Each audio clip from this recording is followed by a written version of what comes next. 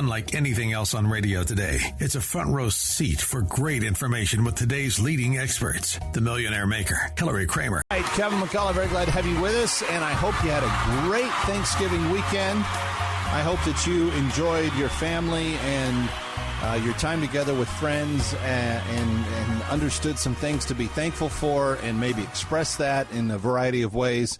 But it is good to have you back here on a Money Monday where we are talking about all the important things for your portfolio. And Hillary Kramer, my co-host on Monday nights, is back with us. Hello, Hillary.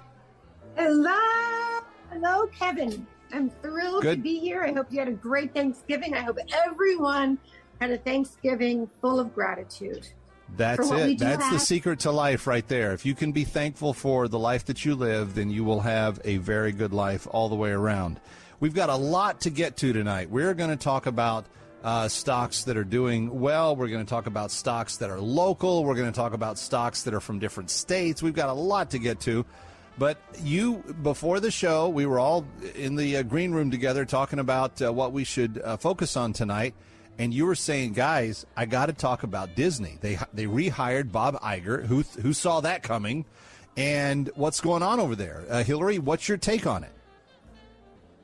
Bob Iger took Disney to another level, right? It took them up to a much bigger level, the right kind of programming, the right media, the right properties, took chances, and basically Disney right now, under this Bob Chapek, everything that Bob Iger created went backwards. So all I can say to you is that Disney has all the potential in the world, but it needs Bob Iger, and you guys wait and see what's going to happen. This is when you want to buy.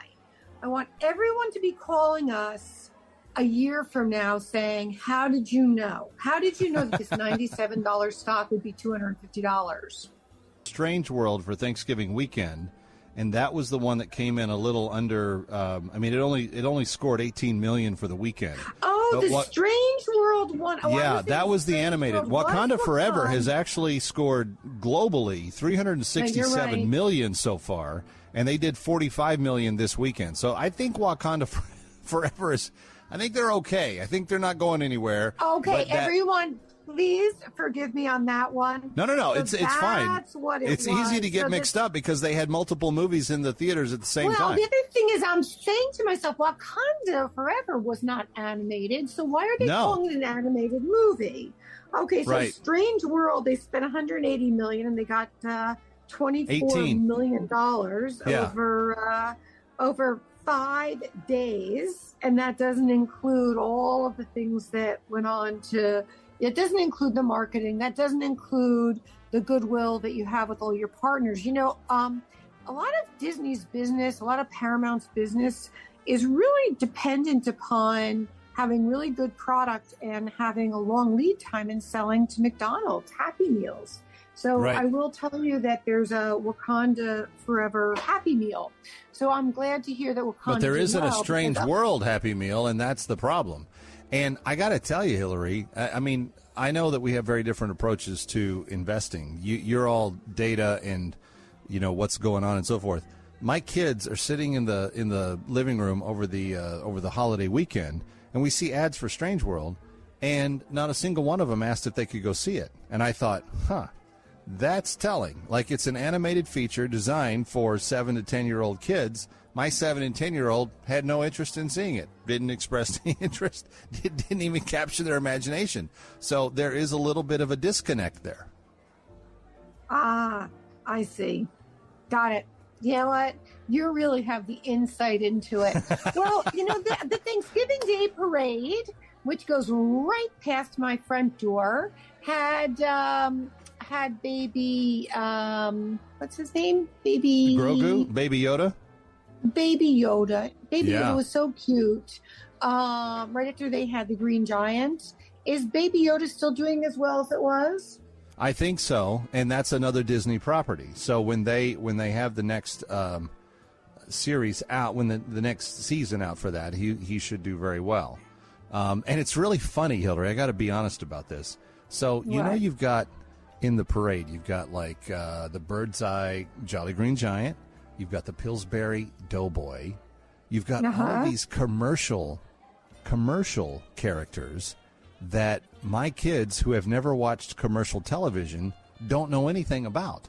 Like, they're literally going, Dad, who's that big green guy? That doesn't look like the Hulk. Like, the only thing that they can think of when they see a huge green guy is the Incredible Hulk from the Avengers. And I'm like, no, that was a character that they used to pitch my mom to buy frozen peas so we would eat them and be more healthy at the end of the day. Oh, you're funny. I know. When I saw the Pillsbury, yes, it was quite commercial. So bottom line, we were talking about Disney. Do you think, with Iger coming on board and the board feeling like the current guy is not cutting it, do you think this is the right move? Because I think, and I could be wrong about this, isn't Iger the most successful CEO for Disney since Walt Disney himself? Yes. Now, you also had Eisner. Eisner did very well himself, but Iger certainly is. I mean, the way he took the properties, took the opportunities, and spread them around is pretty unbelievable. Also, I don't mean to get into politics, but it was under Chapek that Disney faced that whole criticism for its treatment of employees. Remember that? Right. Its responses to Florida's controversial "Don't Say Gay." Yeah, they tried to go after Governor DeSantis and stuff. And I think that the genius of Iger is that he never got involved in those fights. I was just going to say, the real key is to not be involved in it. Don't wander into areas that you don't need to be in. I'm not trying to make a statement about anything that. I mean, I'll always make a statement about anything that would hurt someone and to protect people. And, I'm brokenhearted that there was another shooting at a gay club that, everyone has a mommy and a daddy. And I mean, it's just really, really horrible. But how did Chapek get even involved with this? It shouldn't have happened. Disney has a lot of other things to be dealing with right now. And as far as I'm concerned, one of the beauties of Disney is that it's always, as far as I can tell, it's just always been open to everybody. So right. I just really, the whole thing meant that he didn't have control, right? I mean, it's almost like a babysitter. There's a babysitter that can walk in and have the same 3 kids, and everybody's lined up, ready for bed, sound asleep when the mommy and daddy come back home. And then you could have the same 3 kids, mommy and daddy walk in, and there's like spaghetti on the ceiling. They're burning the house down. Absolutely. I'm very familiar. Exactly. There's cookies burning. With my 3 kids, I'm very familiar. Having no relatives in the area, we are very familiar with the whole babysitting with confidence concept. Hillary, you were telling us before the show tonight that if people, we all have this desire to help America and, buy local and all that stuff. You can do that with stock investing as well.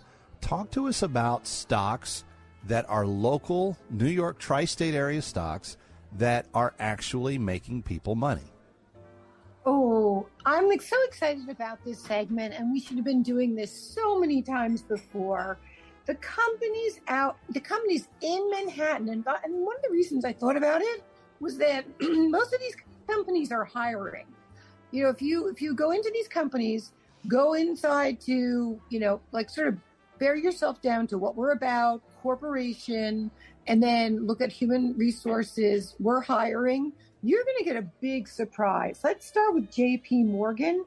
JPM, New York-based bank, continues to grow, expand. Earnings are phenomenal, and they're only going to get better with interest rates higher. JP Morgan has made sure not to make loans that could possibly default.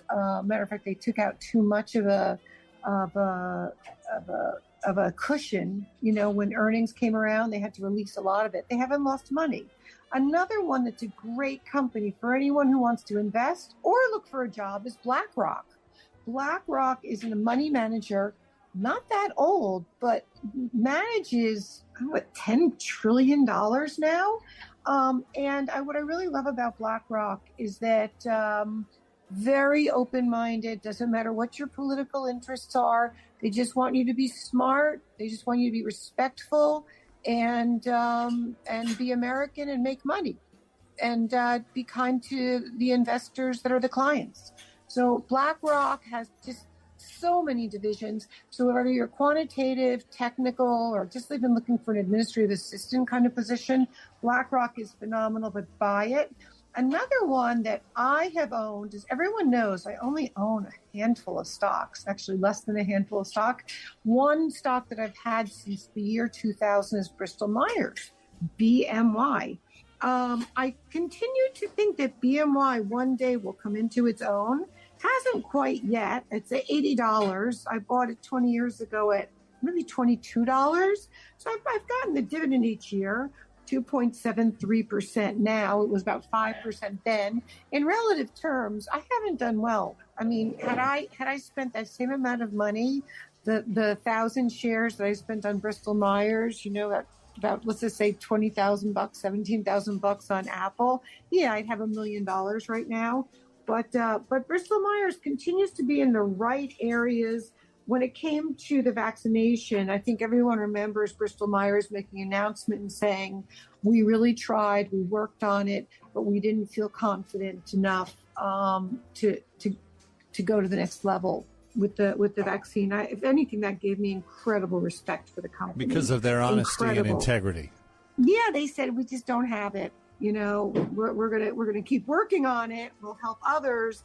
But we didn't. But they're very strong in oncology and cardiovascular immunology. So I love them. Then we have a whole bunch of others. I got it. This Scott and I were talking about. Etsy's a brilliant one. Etsy. Someone told me Etsy's looking for a CEO. Maybe it was just a rumor. I don't know. But Etsy's $119. When I go back, let's just not even a year. Let me go back to April 2021, it was a $205 stock, $222 stock. Oh, 1 year ago, $222, now $119. Everyone thought everyone's going to go out to Macy's and go shopping now. Market cap is $15 billion. Anyone who hasn't been on Etsy, anyone who hasn't done any shopping yet, this stock, Etsy, that's down 60% in 1 year, you can get everything you ever wanted for Christmas and make everybody happy. You've got to get on there, and you are just not going to believe it. And by the way, anyone who thinks the problem is, Hillary, people will get on there and they'll never get off. They'll just be so fascinated with all the different things that are there. Any man who's listening right now, listen up. If you think it's a bunch of embroidering, you are wrong.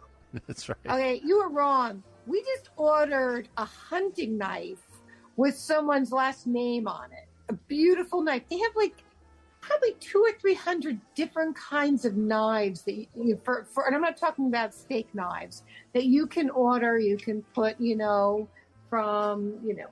from Timmy to my favorite uncle. You can put a date on it. Really incredible stuff.